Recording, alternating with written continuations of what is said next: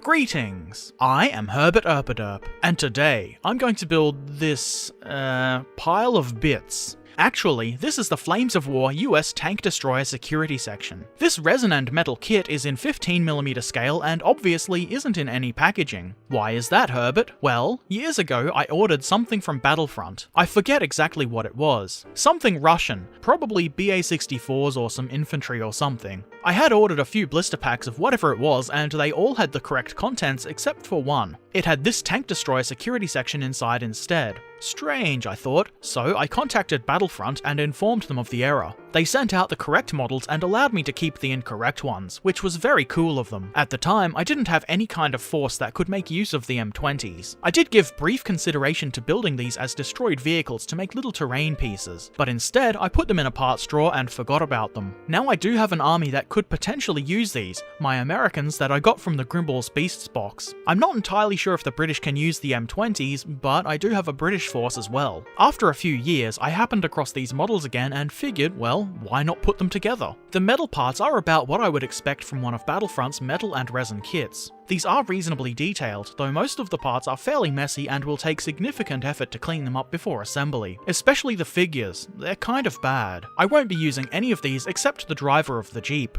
The Jeep parts come on their own little kind of sprues. All of the machine guns were bent and really bad looking. Fortunately, the resin parts are a little better. The Jeep is pretty decent, it's fairly well detailed and moulded. I think this would actually look good painted up as is without any additional metal parts. The M20s are still okay, though the detailing does look a little soft in some places, particularly the hatches on the driver's compartments. I'm pretty sure I'm not missing any parts except for one of the M20 gunners, but I won't be using those anyway. There are no instructions included with this kit, which is pretty standard for a Flames of War blister pack. Fortunately, there are instructions available on flamesofwar.com along with a bunch of pictures that can be used as a reference. A link to those instructions will be in the video description. To be honest though, these models look fairly simple and could easily be built without instructions. It is of course nice to have them anyway. I'm going to start with the M20s, just because I can really. I began by using files to clean up the metal parts. I did a lot of this. The parts needed significant amounts of cleanup. It's not hard work, just time consuming and kind of boring. Of course the resin needed filing too, though nowhere near as much as the metal. This is of course very simple. It's just a matter of filing, test fitting, discovering large gaps, sighing and returning to the filing and test fitting over and over until a satisfactory fit is achieved. It's not especially exciting to watch, but it is a very large part of assembling kits like this. Next, I use superglue to attach all of the now tidied up wheels. Be careful to get the parts on as neatly as possible. It would feel super awful to do all that filing just to glue the parts on all wibbly wobbly. Superglue, at least in my experience, is sentient and malicious, and will actively try to bond parts when they're not lined up properly, so don't let it.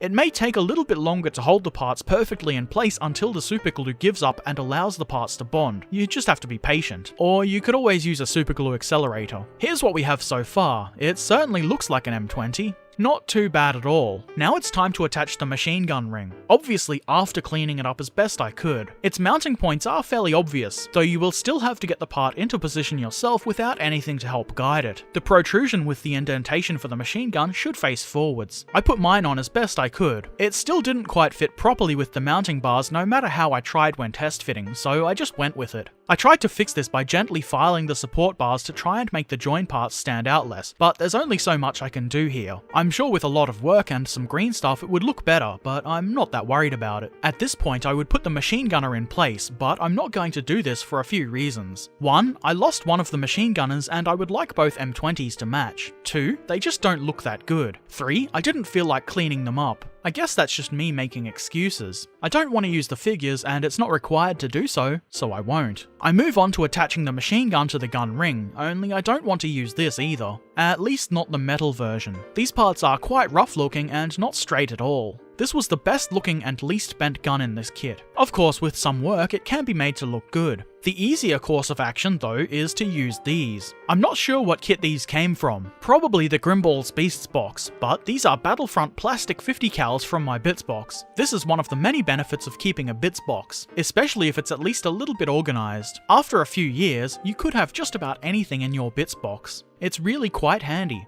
I superglue the machine gun into place exactly the same way I would attach the metal guns. I think these look way better and are definitely easier to clean up than the metal parts, which is always nice. Now let's turn our attentions to that Jeep. There isn't really a whole lot to do in putting this model together. In fact, I was tempted to just leave it like this, just as it came out of the package, and paint it up that way. It looks like a reasonable model already. I quite like that the base has tyre tracks moulded in. That's a nice touch. The reason for that temptation is these sprues. They're really quite messy, and unfortunately I don't really have any plastic parts to substitute them with.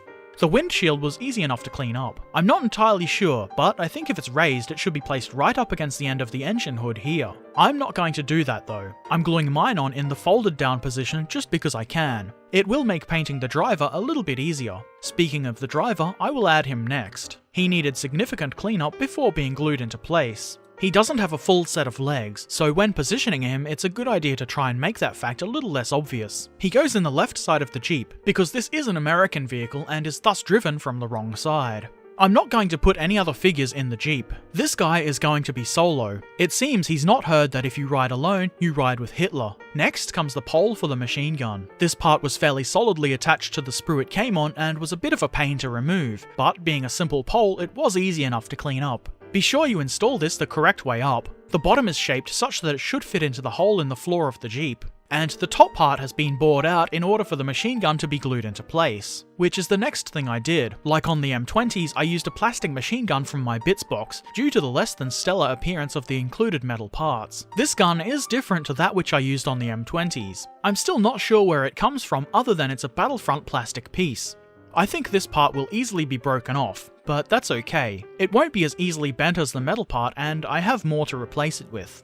So that's it. I have now completed Battlefront's Resin and Metal US Tank Destroyer Security Section in 15mm scale for Flames of War. I have to admit, I was momentarily confused by the name of this kit. These aren't tank destroyers. Instead, they provide security for tank destroyers in the form of machine guns, which I believe a lot of American tank destroyers lacked. So these guys would just chill out with platoons of tank destroyers to provide MG fire if enemy infantry were to rudely show up unannounced. It took me roughly an hour to put this kit together. There was a lot of filing to do, but hey, it's not bad for a set of models I totally forgot I ever owned. I guess mostly because I never ordered them to begin with. These models are a little bit rough looking, as a lot of Battlefront's metal and resin kits are. That's not to say they're awful, in fact I think they look quite good, just not as neat as plastic models usually are. It's just one of the features of resin models I guess, and some people find that more appealing than the neat crispness of plastic models. What matters is the models look like M20s and a Jeep, which is the whole point I suppose. This kit wasn't the easiest to build, though it was not because the parts were complicated to put together in any way. Most of the difficulty came from spending so much time filing, test fitting, and filing again to get the parts ready to put together in the first place. I guess this is something you should really expect from most metal and resin Flames of War models, and a lot of resin and metal models in general. I'm not really sure if I will ever use these in a game of Flames of War, but hey, I've got them if I need them. They might be useful for my Grimballs Beasts army, though I don't know for sure. I haven't done any research as to what lists they will fit into. I am also assuming that M20s can be used by British forces too, though I don't know.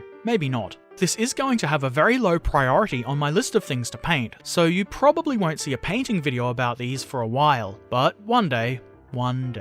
Of course, if it's something you really want to see, let me know in the comments and I might reevaluate my priorities. I hope you have found this video helpful or interesting. If you have any questions, comments, or suggestions, I would love to see them in the comments section below. If you liked this video, feel free to click thumbs up, to show you liked it. Or thumbs down if you didn't like it. Subscribe if you haven't already, and if you want to be helpful, you could share this video with your friends, enemies, or anyone else that might find it helpful or interesting. And if you really like what I do, please consider helping to support me via Patreon at patreon.com/herbertherpderp. A link is in the description, follow it and check it out. As always, I shall return soon. Thanks for watching. Farewell.